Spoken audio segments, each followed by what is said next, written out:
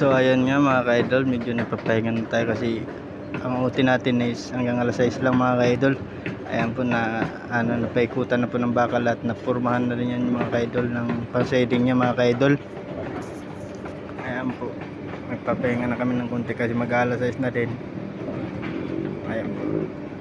Ayan magbubuhos kasi sa baba, may binuhos sa baba. Ayan kayo mga ka-idol. Shout out pala dyan sa lahat sa all followers natin dyan. Pasensya na at medyo busy po mga ka-idol. Ayan po, magtindi natin mga building dyan mga ka-idol Ayan po, nagpapahinga na kami ng konti kasi mamaya out na rin namin mga ka-idol. Ayan po mga building dyan mga ka-idol, matataas na building yan mga ka-idol Ayan po, nagpapahinga na po kami ng konti.